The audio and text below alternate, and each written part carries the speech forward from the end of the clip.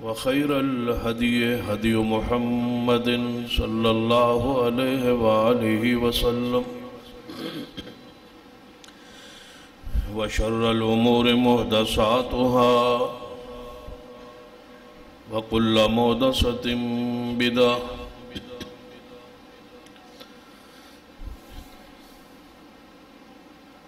وكل بدعة ضلالة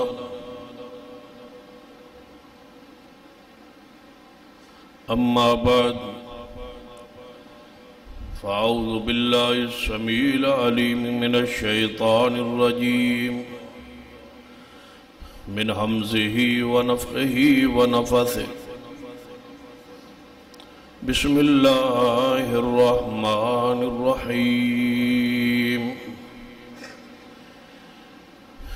ومن يبتغ غير الإسلام دينا فلن يقبل منه وهو في الآخرة من الخاسرين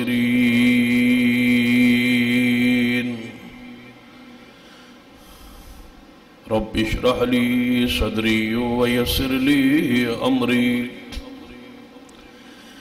واحلل عقدة من لساني يفقهوا قولي رب زدني علما سبحان ربك رب العزة عما يصفون وسلام على المرسلين والحمد لله رب العالمين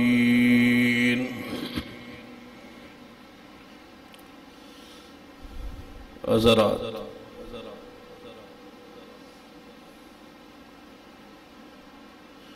ماہ رمضان کے آخری خطبہ میں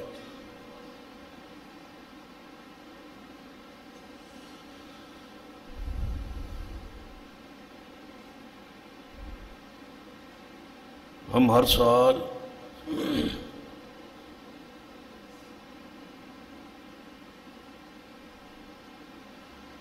عوام الناس کو ایک خاص پیغام دینا ضروری سمجھتے ہیں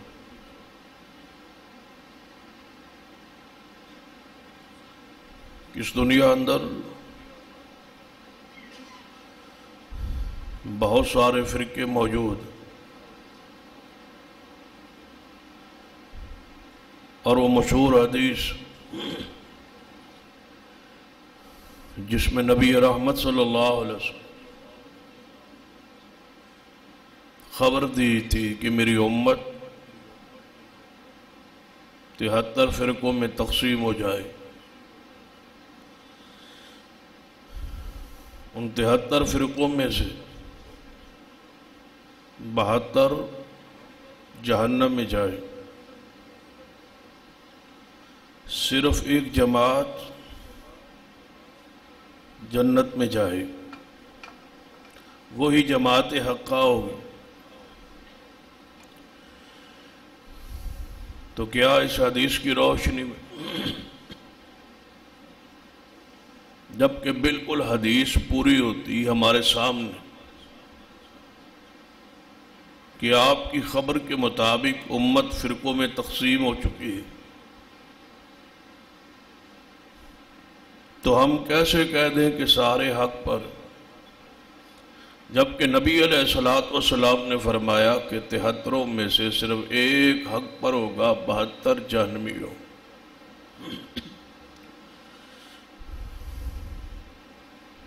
تو حق والے گروہ کی تلاش میری اور آپ کی ذمہ داری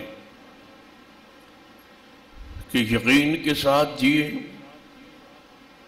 اطمینان کے ساتھ جیے کہ جس گروہ کے ساتھ میں منسلک ہوں وہ حق ہے۔ جب تک اطمینان نہ ہو، یقین نہ ہو، اس وقت تک عبادات میں لذت محسوس نہیں ہوتی۔ تو 73 گروہوں میں سے ایک گروہ حق پر ہے، وہ کون سا ہے؟ اس کی تلاش، اس کی علامات، اس کی نشانیاں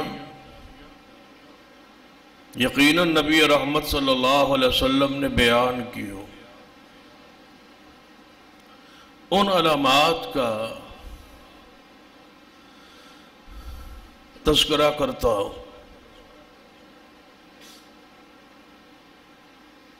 وہ لوگ جو اہل الحدیث نہیں ہے اور اس اجتماع میں موجود ہیں یا ہماری بات ان تک پہنچے،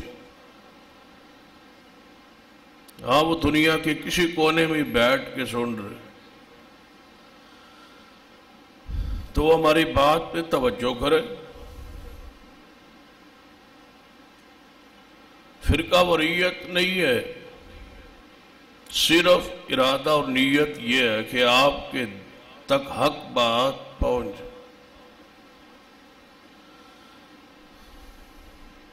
اس ممبر کی یہ ذمہ داری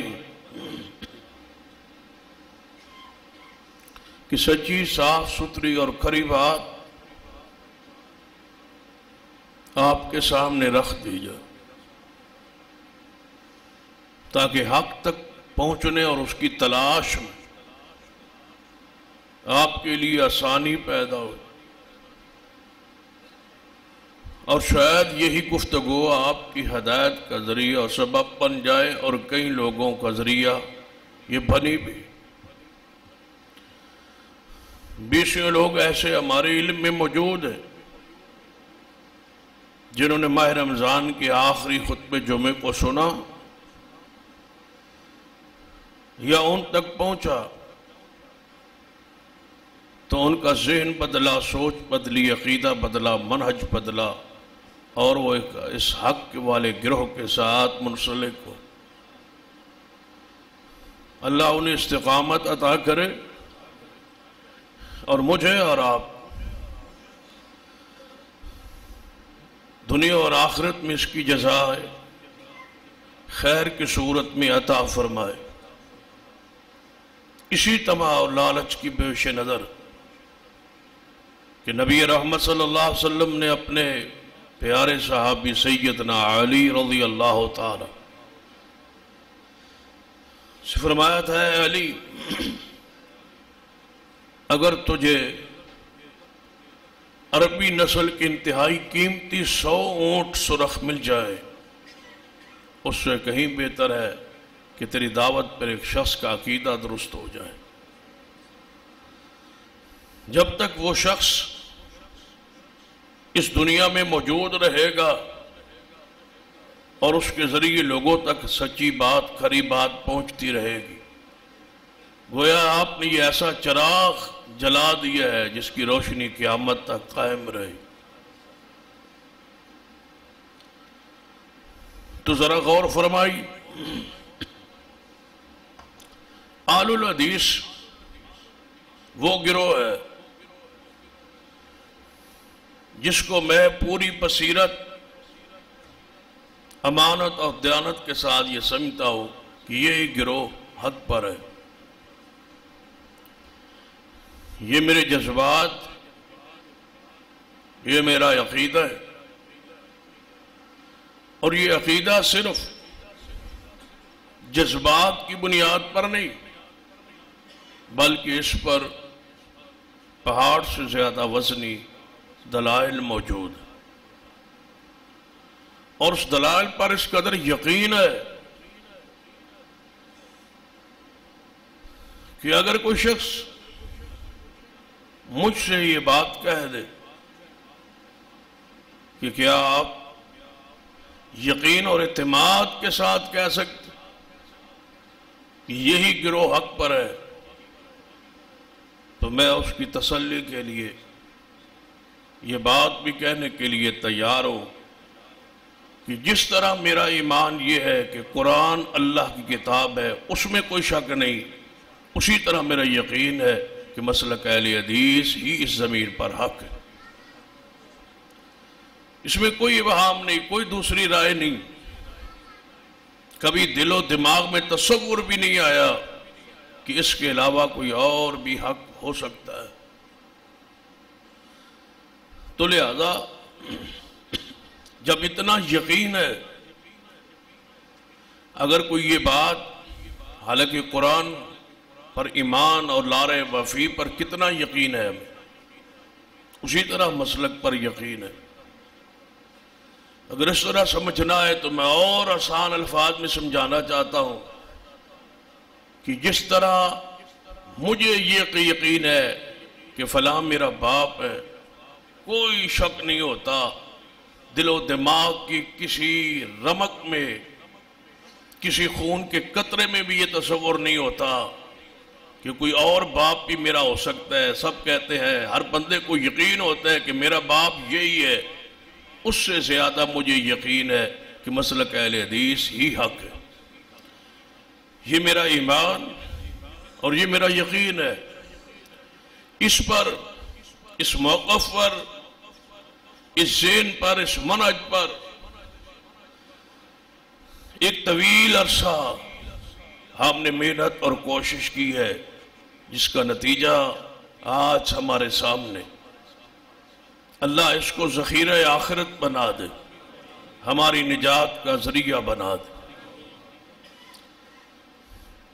بہت سارے لوگوں کے ذہنوں میں یہ بات آتی ہے اور یقیناً خیالات ابھرتے کہ ماہ رمضان کا آخری جمعہ، اس میں کوئی قیامت کی بات ہو، کوئی آخرت کی بات ہو، کوئی قبر کی حالات کی بات ہو، کوئی آخرت کی فکر پیدا ہو، لوگ اعمال کی طرف توجہ کرے، اعمال کرے،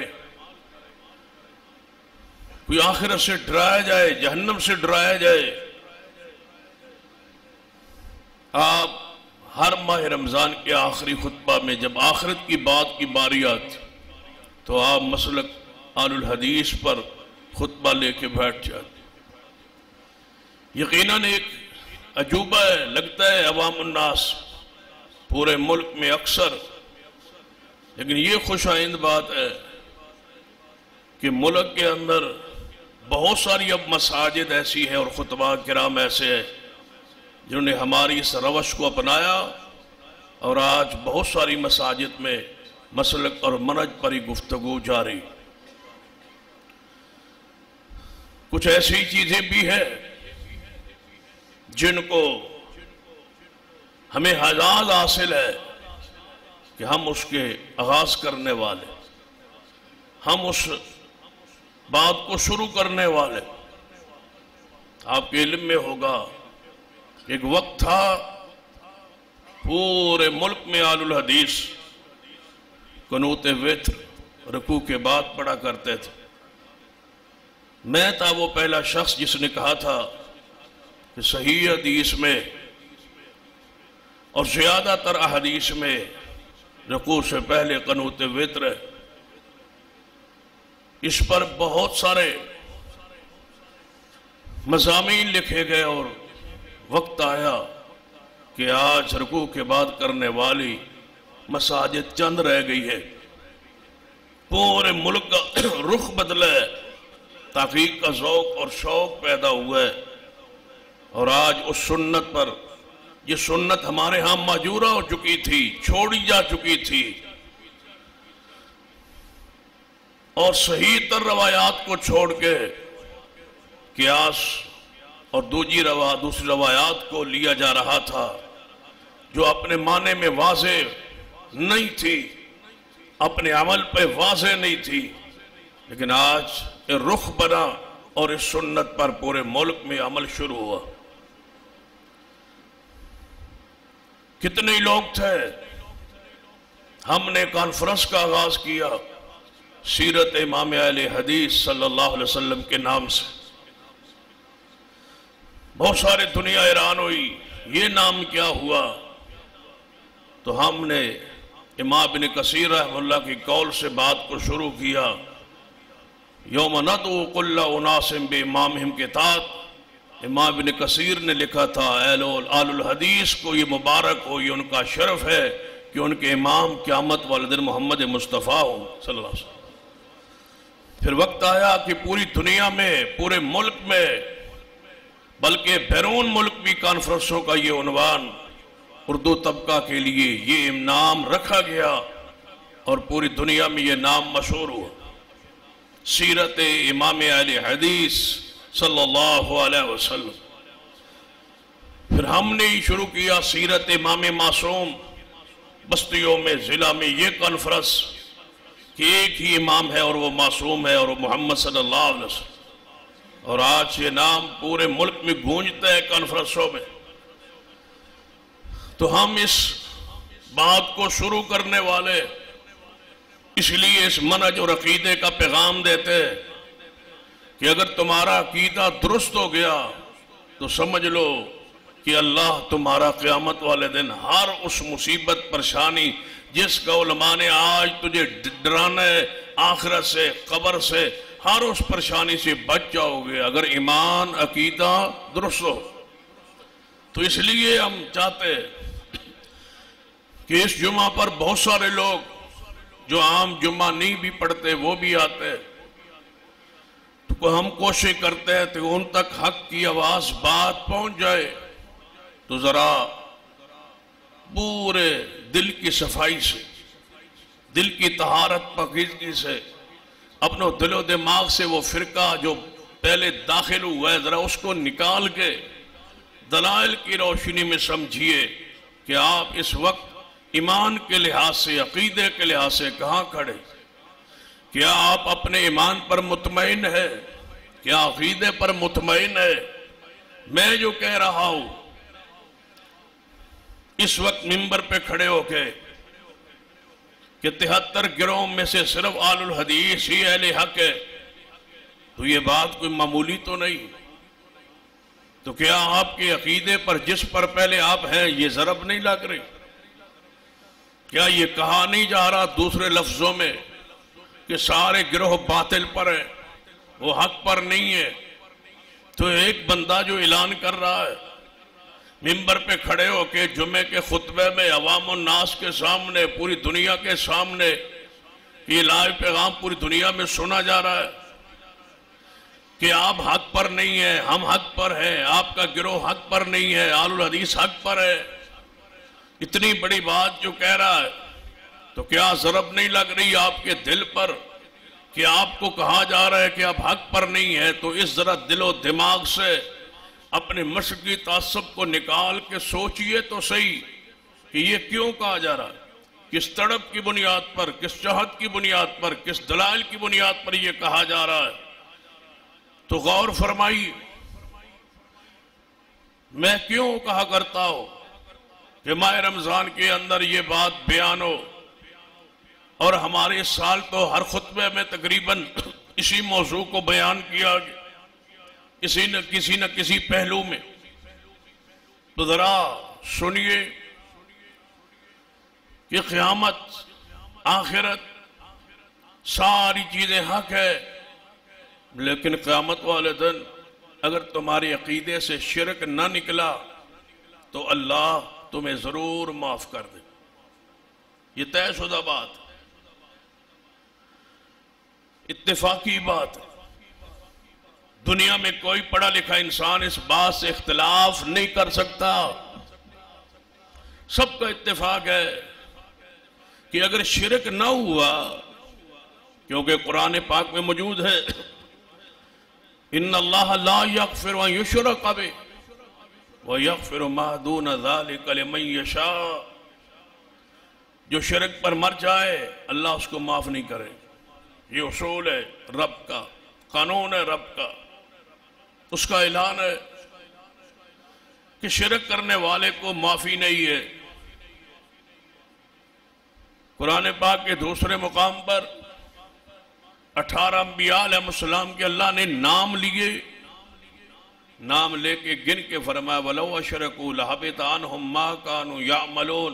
اگر یہ 18 انبیاء معصوم ہیں، گناہوں سے پاک، شرک ان سے ہونا ناممکن ہے، لیکن اللہ نے قانون کے اندر ساری مخلوق کو داخل کرتے ہوئے فرمایا وَلَوْ أَشْرَكُوا لَحَبِطَ عَنْهُمْ مَا كَانُوا يَعْمَلُونَ۔ سن لو، اگر یہ 18 انبیاء آدم علیہ السلام سے لے کر عیسیٰ ابن مریم تک 18 انبیاء اور رسول کا ذکر کر کے فرمایا اگر یہ سارے نبی فرض کیا شرک کرتے تو میں ان کے مقام نبوت کا بھی خیال نہ کرتا، میں ان کے سارے اعمال ضائع کر دے۔ سرور کائنات محمد رسول اللہ صلی اللہ علیہ وسلم کو مخاطب کر کے فرمایا، اس سے بھی سخت معاملہ ہے، لئن اشرکتا، لئن اشرکتا۔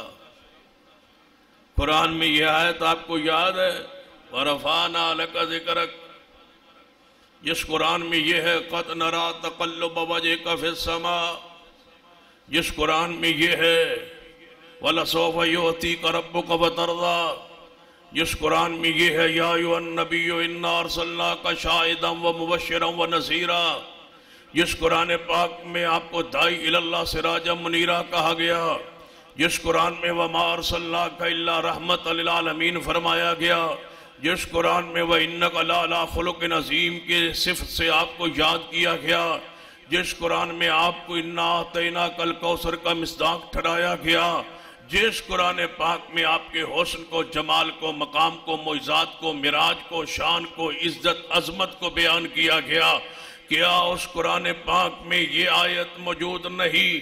جس قرآن سے شان مصطفیٰ تمہیں سمجھ آتی ہے اسی قرآن پاک میں یہ آیت موجود نہیں ہے، اس کو وہ شیر مادر سمجھ کے ہضم کر گئے ہو، یہ آیت کیوں نہیں پڑھتے، یہ آیت کیوں نہیں سناتے، یہ آیت کیوں نہیں امت کے سامنے آتی، یہ آیت عام کیوں نہ ہوئی، مشہور کیوں نہ ہوئی، ان پڑھ ہو، پڑھا لکھا ہو، یہ آیت تو جانتا ہے وَمَا أَرْسَلْنَاكَ إِلَّا رَحْمَةً لِلْعَالَمِينَ، یہ آیت تو جانتا ہے قُلْ بِفَضْلِ اللَّهِ وَبِرَحْمَتِهِ فَبِذَلِكَ فَلْيَفْرَحُوا، اس آیت کو کون سنائے گا، کون پڑھے گا، کون سمجھائے گا اس امت کو؟ لَئِنْ أَشْرَكْتَ، لَئِنْ أَشْرَكْتَ، اگر شرک کریں آپ کون؟ محمد صلی اللہ علیہ وسلم، قبر کی پوجا کرنے والوں، قبر پہ چڑھاوے چڑھانے والوں، قبر کی نظر و نیاز دینے والوں، قبر کا طواف کرنے والوں، بتاؤ شرک کسے کہا جاتا ہے؟ ایک کلپ میں سن رہا تھا میڈیا پر، مفتی محمد حنیف قریشی کا بریلوی مکتبہ فکر کے مناظر ہے، کہہ رہے تھے ہم اہل و سنت والجماعت کی طرف سے ترجمانی کرتے ہوئے میں کہتا ہوں کہ ہم سجدہ نہیں کرواتے، ہم سجدے کو حرام سمجھتے ہیں، یہ سرکاریں ساری، کاموں والی سرکار، بلیوں والی سرکار، یہ ساری کوئی سرکاریں نہیں ہے، ہم ان کو نہیں مانتے، ہم سجدہ نہیں کرواتے، ہم سجدے کو حرام سمجھتے ہیں۔ تو میں کہا کرتا ہوں کہ پھر میرا بھی سوال ہے، اگر تم اس ساری چیزوں کو حرام سمجھتے ہو تو قبر بنا کے وہاں مجاور بن کے بیٹھے کیوں ہو؟ اگر سجدہ جائز نہیں ہے، طواف جائز نہیں ہے، نظر و نیاز حرام ہے، قبر کی پوجا سجدہ حرام ہے، تو کیا قبر کو پختہ بنا کے، قبہ بنا کے، دربار بنا کے، مزار بنا کے بیٹھنا کہاں جائز ہے؟ شراب گلی میں بیچتے ہو، لوگوں کو دیتے ہو اور کہتے ہو ہم تو نہیں دیتے۔ ایک بندہ شراب بیچے، چوک و چوراہے میں شراب بنا کے بیٹھ جائے، جو آئے اس کو دے، پلائے اور شام کو کہے ہم تو نہیں پلاتے، پھر پلاتا کون ہے، بناتا کون ہے؟ اگر سجدہ تم نہیں کرواتے تو مجھے بتاؤ سجدے کے لیے تھان بنائی کیوں، جگہ کیوں بنائی؟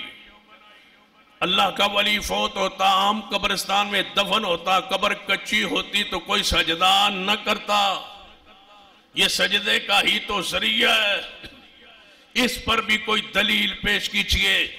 اور کہاں یاد آ گئے، علامہ احسان علی دیر شہید رحمت اللہ علیہ فرمایا کرتے تھے، ایک وقت سعودی عرب میں دربار مزارات زمین کے برابر کیے گئے، انقلاب توحید آیا محمد بن عبد الوہاب رحمہ اللہ کے دور میں، وہاں انقلاب چینج تبدیلی آئی، مزارات وہاں سجدے شروع کر دیے گئے تھے، جب انہوں نے برابر کیے نا، قبر سنت کے مطابق بنائی، وہ کبے شبے گرا دیے، تو یہاں بہت اختلاف و احتجاج ہوا کہ جناب وہ وہابی ہے، گستاخ ہے، مزارات گرا رہے ہیں۔ تو علامہ شہید رحمت اللہ علیہ نے یہاں جلسہ کیا اور جلسے میں اعلان کیا کہ تم کہتے ہو مزار وہاں گرائے گئے، ہم یہاں پر بھی مزار جو تم نے بنائے جو نہیں بنائے ہم بنانے کے لیے تیار ہے، لیکن صرف ایک حدیث۔ پھر علامہ شہید رحمہ اللہ 3 مرتبہ فرمایا صرف ایک حدیث، صرف ایک حدیث۔ اور میں آپ کی محبت عقیدت میں یہ کہوں گا کہ صرف ایک حدیث۔ آج پھر ان کی شہادت کے 32-33 سال بعد کہوں گا، صرف ایک حدیث، صرف ایک حدیث صحیح ایسی پیش کر دو جس میں نبی رحمت صلی اللہ علیہ وسلم نے قبر کو پختہ کرنے کی اجازت دی ہو۔ رب اکبر کی قسم ہے ہم تمہاری قبروں کو چاندی اور سونے کا بنا دیں، لیکن اگر ایسا نہیں ہے تو پھر سن لو، حالات جیسے بھی ہوں رد ہوتا رہے گا۔ لئن اشرکت لیحبطن عملک، اے محبوب اگر آپ بھی فرض کیا شرک کریں، میری اور آپ کی تو وصیت ہی کوئی نہیں، لئن اشرکتا۔ ذرا اس آیت کو بھی بینروں پہ لکھ کے ذرا بازاروں میں لٹکائیے، لگائیے، لئن اشرکتا لیحبطن عملک۔ اگر آپ شرک کرے، کون؟ افضل الخلق، اجمل الخلق، مخلوق میں سب سے خوبصورت، مخلوق میں سب سے افضل محمد صلی اللہ علیہ وسلم اگر شرک کرتے، اللہ فرماتا ہے اگر میرا محمد شرک کرتا لیحبطن عملک، میں اعلان کرتا ہوں میں محمد مصطفیٰ کے سارے اعمال کو ضائع کر دیتا۔ جس نے شرک نہیں کیا اور وہ مر گیا تو اس کے گناہ سارے معاف ہو سکتے ہیں، قانون موجود ہے، شریعت موجود ہے، اللہ رحمت کر کے معاف کرے، اس کی مرضی، نیکیاں غالب آ جائیں، معافی مل جائے، پیغمبر کی شفاعت نصیب ہو جائے، گناہ گاروں کے لیے شفاعت تو ہوگی۔ کتنے ناراض ہے شریعت، کتنا ناراض ہے میرا رب، کتنے ناراض ہے محمد صلی اللہ علیہ وسلم مشرک سے۔ سن لیجئے حدیث، نبی علیہ السلام نے فرمایا لکل نبی دعوت مستجابہ، یہی آخری امید ہے۔ نبی علیہ السلام نے فرمایا ہر نبی کو اللہ قیامت والے اختیار دے گا۔ دنیا کے اندر ہر نبی کو یہ اختیار ملا کہ جو ایک دعا مانگ لے اس کی دعا قبول کی جائے گی۔ جب میری باری آئی مجھے کہا گیا، اللہ کی طرف سے کہا گیا ہے محمد صلی اللہ علیہ وسلم آدم سے عیسیٰ ابن مریم تک ہر سچا نبی دعا مجھ سے کرتا رہا، ایک دعا اس کی اختیاری تھی، میں نے اسے اختیار دیا کرتا تھا، وہ مانگتا تھا میں دیتا تھا۔ آپ بھی سارے نبیوں کے سردار ہیں، ایک دعا کی اجازت ہے، جو مرضی مانگ لو دے دوں گا۔ لِكُلِّ نَبِيٍّ دَعْوَةٌ مُسْتَجَابَةٌ، ہر نبی کی ایک دعا قبول ہوا کرتی تھی۔ جب میری باری آئی مجھے رب نے کہا ایک دعا کیجئے میری امت کے لوگوں، میں نے اپنی دعا کو قیامت والے دن کے لیے مؤخر کر دیا ہے، قربان محمد کی رحمت پر صلی اللہ علیہ وسلم۔ فرمایا میں نے اپنی دعا کو مؤخر کر دیا ہے۔ میں نے کہا یا اللہ میں دنیا میں نہیں مانگتا، میں نہیں مانگتا دنیا میں۔ فرمایا کب مانگو گے؟ یا اللہ میری اس دعا کو جمع کر لے، ذخیرہ کر لے، قیامت والے دن میری امت پھنسی ہوگی، میں سفارش کروں گا تو قبول فرما لینا۔ وہ دعائے رسول، وہ اختیاری دعائے رسول ذخیرہ ہو چکی۔ اگلی خبر سنیے، نبی علیہ السلام نے فرمایا جب قیامت کا دن ہوگا اللہ مجھے اختیار دے گا، وہ دعا جو آپ کی دنیا میں رہ گئی تھی آج مانگ لو۔ فرمایا میں پھر مانگنا شروع کر دوں گا۔ اللہ فرمائے گا ارفع راسک سل توتا اشفت و شفا، اٹھائیے سر اپنا مانگیے، سفارش کیجئے میں دوں گا۔ فرمایا جب میرے مانگنے کی باری آئے گی میری سفارش عظیم بشارت ہے آپ کے حق۔ نبی علیہ السلام نے فرمایا میری وہ دعا جب میں کرنے لگوں گا میری اس دعا کا ہر اس بندے کو فائدہ پہنچے گا جس میرے امتی نے دنیا میں رہ کے شرک نہیں کیا ہوگا۔ مشرک کے لیے نا امیدی، مایوسی، نہ دعائے رسول نصیب ہو، نہ شفاعت رسول اس کے حق میں۔ اور اہل توحید کے لیے خوشخبری ہے کہ محبوب کی دعا قبول ہوگی۔ اللہ فرمائے گا محبوب مشرک کے لیے نہ مانگنا، باقی جس گناہگار کے لیے مانگتے جاؤ میں اللہ عطا کرتا جاؤں، مشرک کے لیے نہیں مانگنا۔ تو جاؤ، آج کل سوشل میڈیا پر جو مکتب فکر کے عالم کے کلپس چل رہے ہوتے ہیں، مفتی طارق مسعود ہے، اس نے ایک بات کہی ہے اور حق وہ جو سر چڑھ کے بولے۔ کیا کہا ہے؟ کہتے ہیں آل الحدیث، کہتے ہیں میں اگرچہ آل الحدیث نہیں ہوں لیکن آل الحدیث کی خوبی یہ ہے کہ ان میں شرک نہیں ہوتا، وہ بدعت نہیں کرتے۔ یہ اللہ کی رحمت، غیر مانتے ہیں کہ ہمارے عقیدے میں شرک نہیں ہے۔ اور علامہ احسان الدین شہید رحمہ اللہ جب زخمی ہوئے تھے بم کے دھماکے میں، جب لاہور سے ان کو ریاض سعودی عرب منتقل کیا جا رہا تھا، بہت سارے مذہبی جماعتوں کے سربراہان علماء ان کو الوداع کرنے کے لیے ایئرپورٹ پہ گئے۔ جب ایئرپورٹ میں جہاز کے قریب ان کو الوداع کر کے واپس پلٹنے لگے تو علامہ شہید رحمہ اللہ نے سارے علماء کو گواہ بنا کے پتہ کون سی بات کی تھی؟ کہا علماء کرام گواہ رہنا کہ اے اللہ میرے لاکھ گناہ ہوں گے لیکن تیری عزت کی قسم میں نے شرک نہیں کیا، شرک نہیں ہے ہمارے۔ اور جس کے اندر شرک نہ ہو، اگلی بات سن لے، جس بندے کے عقیدے میں شرک نہیں ہے نا، اس نے جنت میں ضرور جانا، یہ طے شدہ بات۔ زنا، بدکاری، فحاشی، شراب، جوا، جتنے بھی گناہ ہیں کبیرہ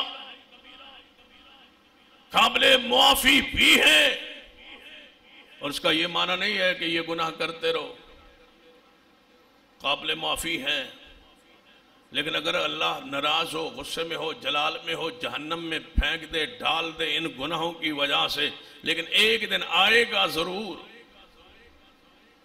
ایک دن ضرور آئے گا کہ اس بندے کو جہنم سے نکال کے گناہ کی سزا دے کے جنت میں داخل کر دیا جائے گا۔ کوئی گناہگار ہمیشہ جہنم میں نہیں رہے گا،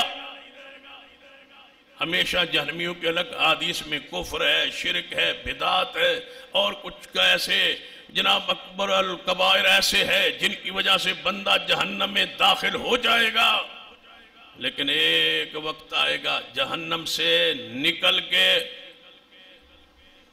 گناہگار جنت میں جائے گا، لیکن مشرک نے پھر بھی نہیں جانا جب ہمارے عقیدے میں شرک نہیں ہے۔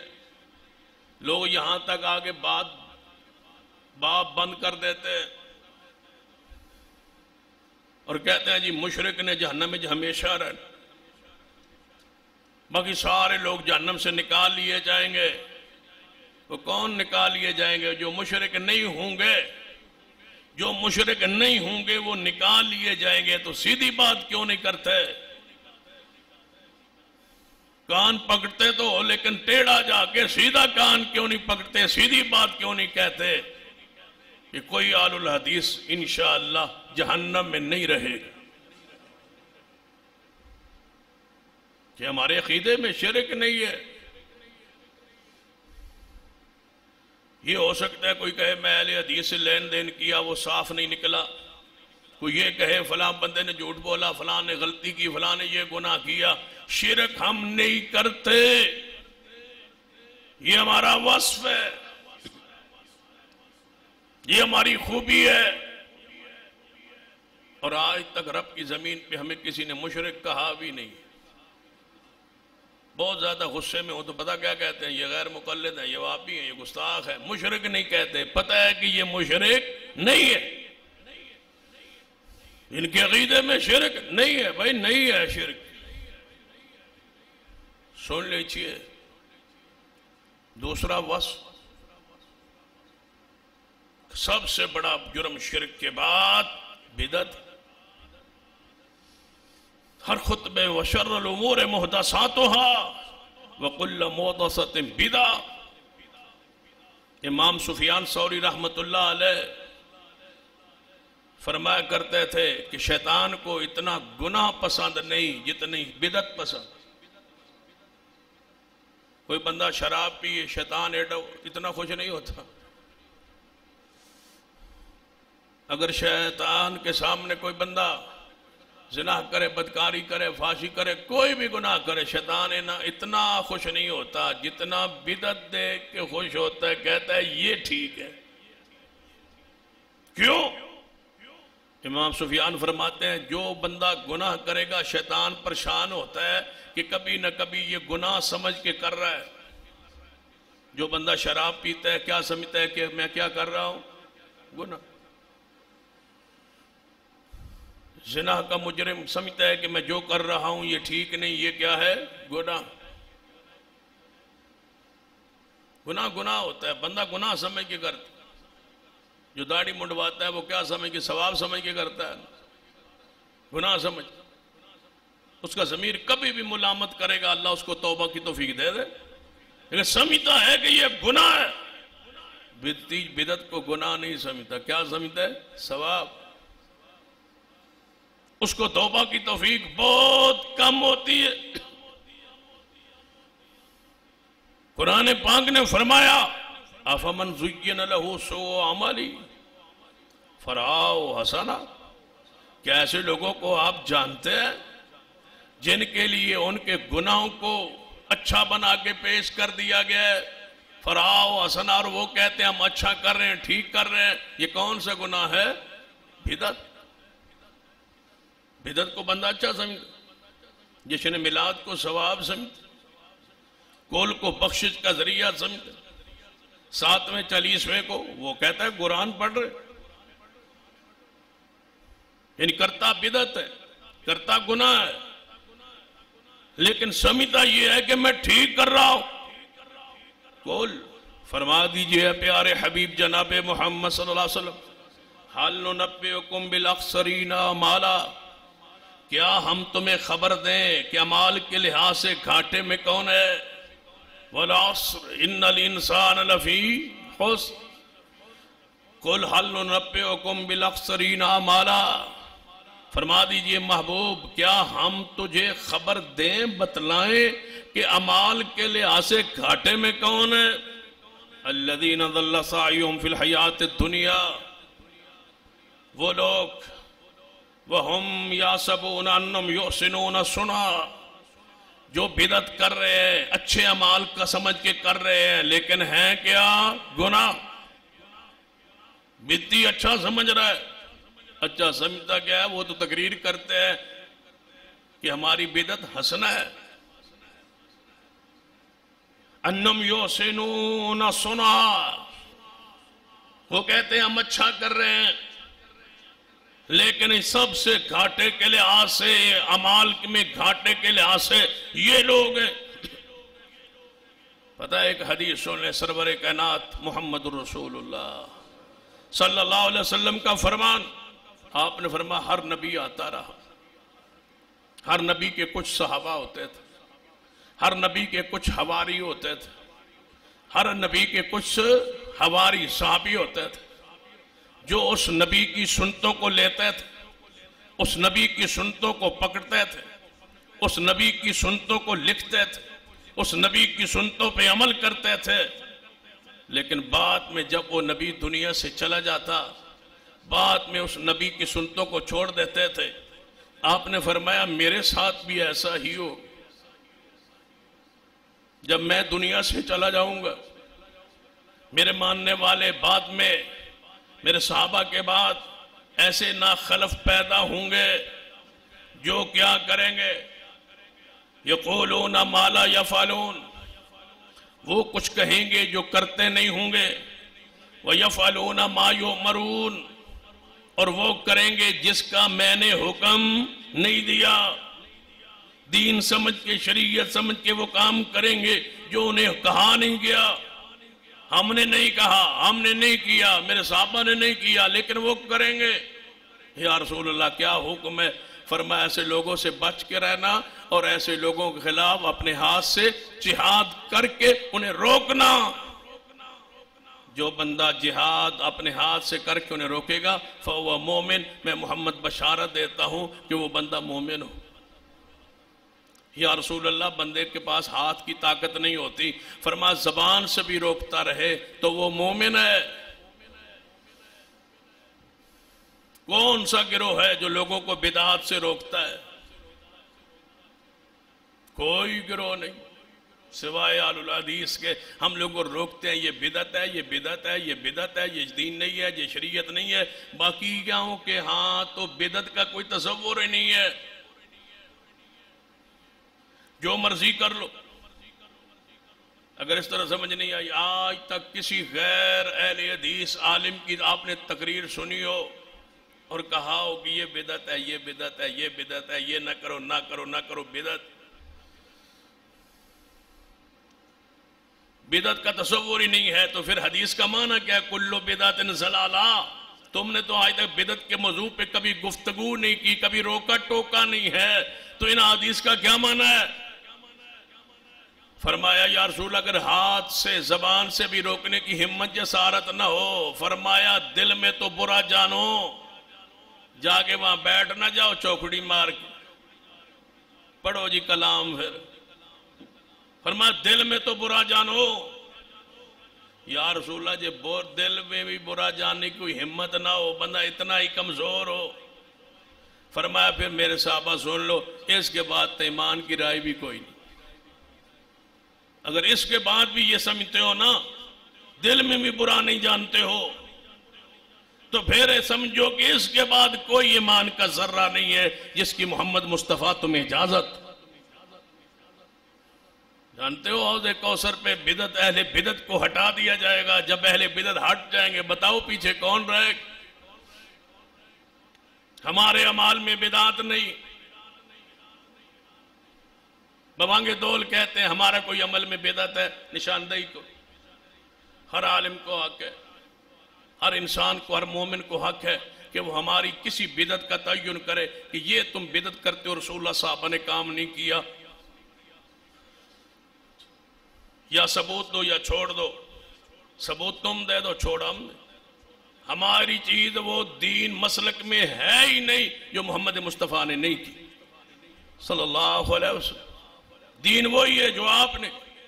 نبی علیہ السلام میں حوض کوثر پہ کھڑا ہوں، صحابہ نے پوچھا یا رسول اللہ علیہ وسلم اتنی زیادہ تمہاری امت ہوگی، کس طرح پہچانو گے؟ کس طرح پہچانو گے؟ یہ میرا امت ہی ہے۔ نبی علیہ السلام فرما سکتے تھے نا پہچان لوں گا، میں ہر جگہ نہیں ہوتا، مجھ سے کیوں سی چیز چھپی ہے؟ فرمایا میرے صحابہ سیاہ ترین گھوڑوں کے گھوڑے ہوں، پورا استبل بھرا ہو گھوڑوں سے، سیاہ ترین گھوڑے ہوں، ان گھوڑوں میں ایک گھوڑا ایسا ہو جو 5 کلاں ہو، جس کے ماتھے پر سفیدی ہو، جس کے چاروں پاؤں سفید ہوں، باقی سارے سیاہ ہوں، تو کیا وہ پہچانا نہیں جائے گا اتنے گھوڑوں میں سے؟ جی یا رسول اللہ صلی اللہ علیہ وسلم۔ فرمایا میری امت کے وضو کے آثار چمکتے ہوں گے، میں دور سے پہچان لوں گا کہ یہ محمد مصطفیٰ کی امت ہی ہے، میں پہچانوں گا۔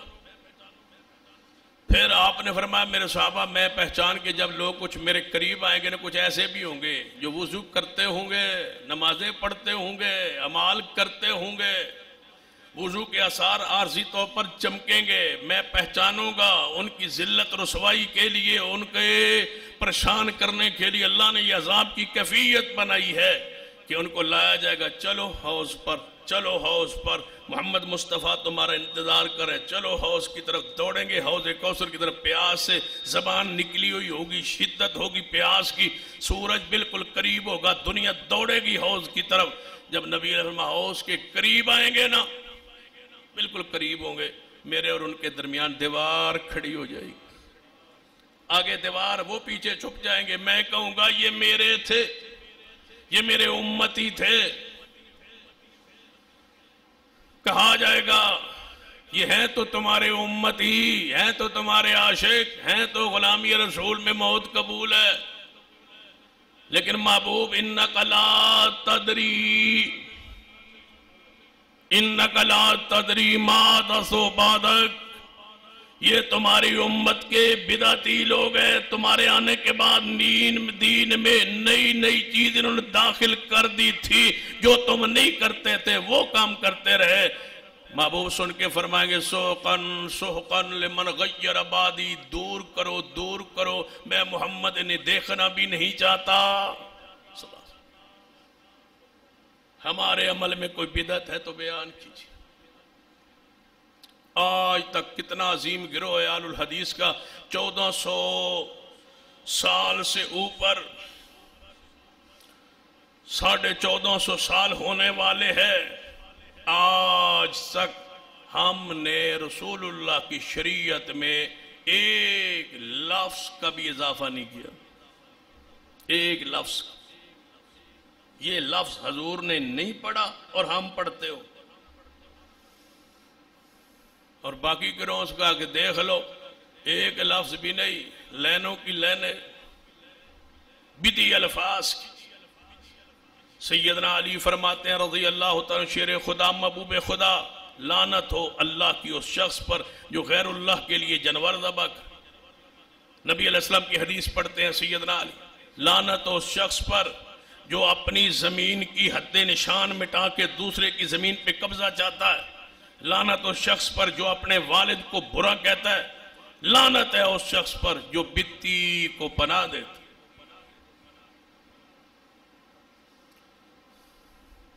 بدعتی بدعت قدائی ہے، جب تک یہ بدعت جاری رہے گی اس کو عذاب جاری رہے گا پیچھے سے۔ سیدنا عبداللہ ابن مسعود نے لوگوں کو دیکھا مسجد میں بیٹھ کے مل کے ذکر کر رہے تھے، فرمایا نکل جاؤ اس مسجد سے، تم بدعتی ہو۔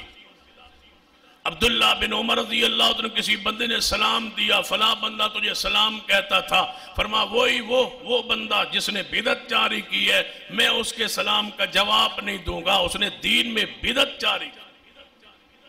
لوگ کہتے ہیں ہم اچھا کام کر رہے ہیں، اچھا کام کون سا ہے؟ سن لیجیے آخر میں بات، اچھا کام وہ ہوتا ہے جس پر مہر ہو اچھے ہونے کی۔ کون سی؟ لَقَدْ كَانَ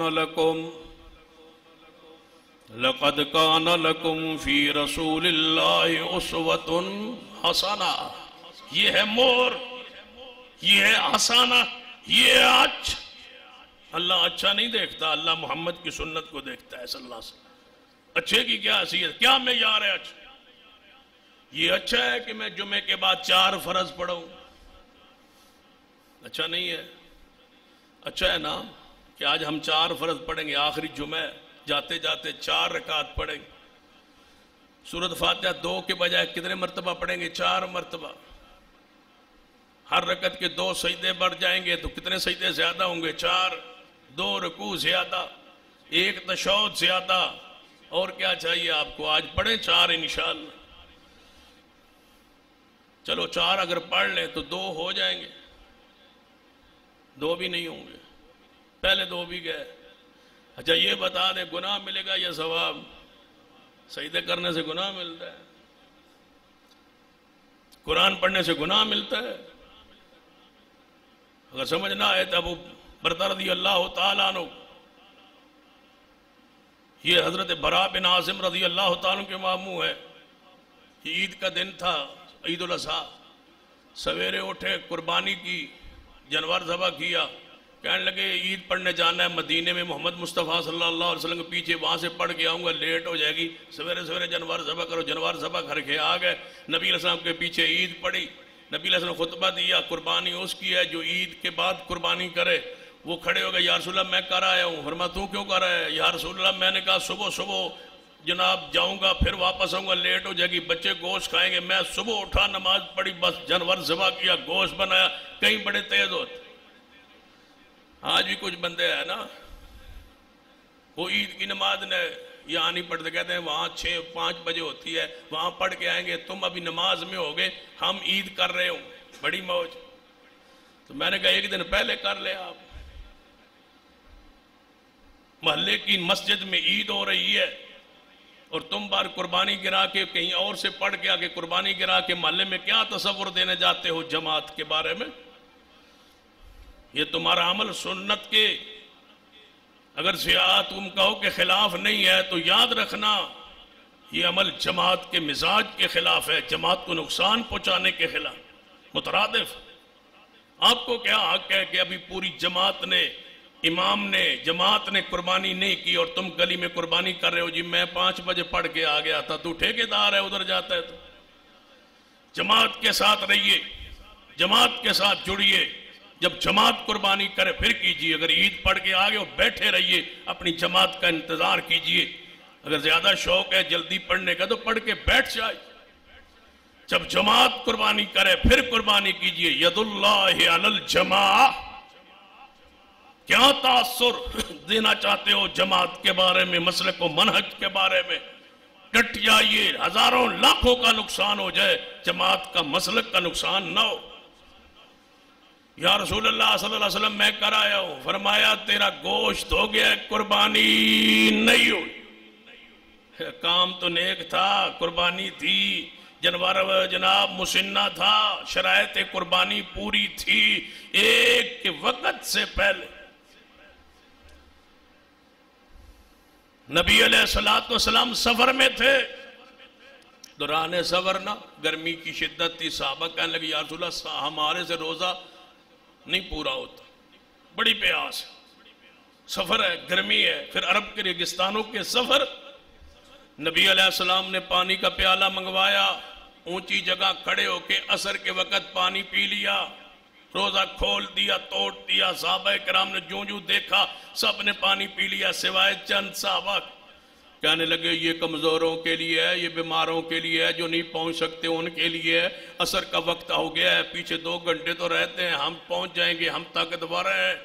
بتایا کہ یا رسول اللہ فلاں نے نہیں کھولا۔ روزے میں ثواب سمجھتے ہو، ثواب محمد کی اطاعت میں ہے صلی اللہ علیہ وسلم۔ آپ نے فرمایا جس نے کھول لیا وہ میرا ہے، جس نے نہیں کھولا وہ ہمارا نہیں ہے۔ میرے ساتھ ملنا چاہتے ہو تو میری اتباع کرو۔ اولئک الوفات اولئک الوسات، میں محمد کہتا ہوں وہ نافرمان ہے، نافرمان ہے جس نے محمد کو بھی دیکھ کے روزہ نہیں کھولا۔ روزے میں ثواب سمجھتے ہو، کوئی ثواب نہیں۔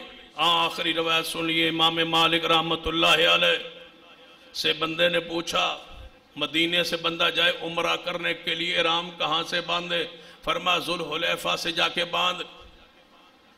ذوالحلیفہ جگہ ہے مدینہ پاک سے باہر، جسے بیر علی کہا جاتا ہے، مسجد علی کہا جاتا ہے، وہاں سے جا کے باندھ، وہ میقات ہے اہل مدینہ کی۔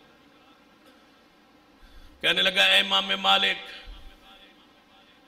یہاں سے نہ باندھ لوں مسجد نبی سے، یہاں سے نہ باندھ لوں مسجد نبی سے؟ فرمایا کیوں؟ کہنے لگا یہ مسجد نبی ہے، وہ مسجد علی ہے، یہاں روضہ رسول بھی ہے، یہاں سے باندھوں گا؟ سیدنا امام مالک فرمان لگے مجھے نظر آ رہا ہے کہ تو گمراہ ہو جائے گا، مجھے نظر آ رہا ہے تو فتنوں میں پڑ جائے گا۔ کہنے لگا اس میں فتنوں کی بات کون سی ہے؟ وہ مسجد علی، یہ مسجد نبی، یہاں روضہ رسول، یہاں سے احرام باندھوں گا۔ مسجد نبی افضل ہے مسجد علی سے، یہاں سے باندھوں گا۔ مدینہ افضل ہے ذوالحلیفہ سے، اس بستی سے مدینہ افضل ہے، یہاں سے باندھوں گا۔ اس میں فتنے گمراہی کی بات کیا ہے؟ فرمایا اچھا مجھے بتا، امام مالک کی سوچ پر قربان جائے اللہ ان کی قبر پر کروڑوں رحمت نازل فرمائے، مسلک کیا بیان کیا، منہج عقیدہ کیا بیان کیا۔ فرمایا تو وہ کام کرنا چاہتا ہے، اچھا تو وہاں سے باندھنا چاہتا ہے، تو وہ کام کرنا چاہتا ہے جو محمد مصطفیٰ نے نہیں کیا۔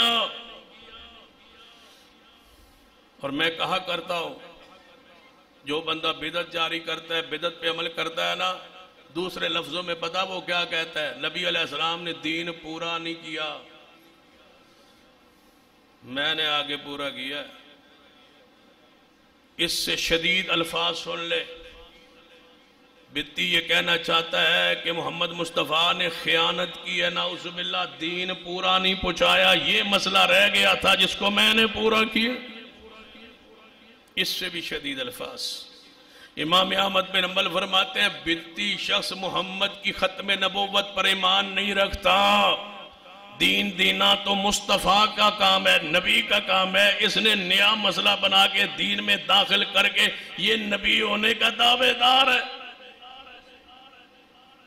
اس سے بھی زیادہ سخت بات، سیدنا عبداللہ بن مسعود فرماتے ایک مسجد کو آگ لگ جائے، اللہ نہ کرے، آگ بھڑک اٹھے مسجد میں اور میں اندر داخل ہو جاؤں مسجد میں، مجھے پتا چلے یہاں آگ لگی ہوئی ہے، تو کیا کوشش کرے گا کہ آگ کو بجھا دوں؟ عبداللہ بن مسعود فرماتے میں دوسرے کونے میں دیکھوں تو 2-4 بندے بدعت کر رہے ہیں مسجد میں، میں اس آگ کو نہیں بجھاؤں گا، ان کو پہلے سمجھاؤں گا، اس لیے کہ وہ دنیا کی آگ ہے، یہ جہنم کی آگ ہے۔ کل بدعت ضلالہ۔ اس سے بھی ذرا ثقیل بات سن لو، بدعت معمولی جرم نہیں ہے، آپ تو سمجھتے نا معمولی بات ہے جی، یہ جنازے میں غفرانہ کا سے منع، جناز جل ثناؤ کا سے منع کرتے ہیں، یہ جی وہ بسوم غد النواتوں سے منع کرتے ہیں، یہ جی دعا میں کہتے ہیں یہ نہ پڑھو، یہ جو کہتے ہیں نہ پڑھو، اس کی ثقیل بات سن لو، یہ کیوں ہم کہتے ہیں، کس درد سے کہتے ہیں، کس تکلیف سے کہتے ہیں؟ جو بدتی ہے نا، بدتی توجہ ہے، جو بدعتی ہے،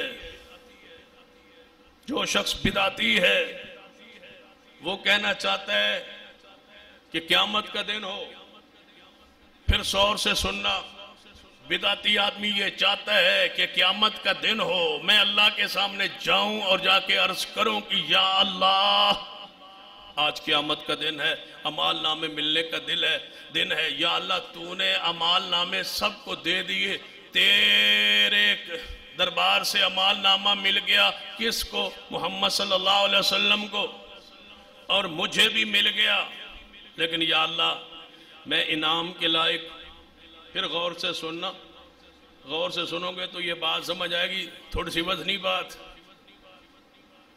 باری ہے، اگر سمجھ آ جائے تو پھر انشاءاللہ ایمان صحیح ہو جائے۔ فرمایا یا اللہ تو نے اعمال نامے دے دیے نا، تیرے نبی کو اعمال نامہ مل گیا نا، محمد صلی اللہ علیہ وسلم کو، کتنا پاکیزہ اعمال نامہ جس میں ایک بھی نافرمانی نہیں۔ کون تھے معصوم؟ محمد صلی اللہ علیہ وسلم۔ یا اللہ تیرے نبی کو اعمال نامہ ملا اور مجھے بھی ملا، یا اللہ میں انعام کے لائق ہوں، میں تو 2 جنتوں کے لائق، میں تو بڑی تیرے انعامات کے لائق ہوں، کیوں؟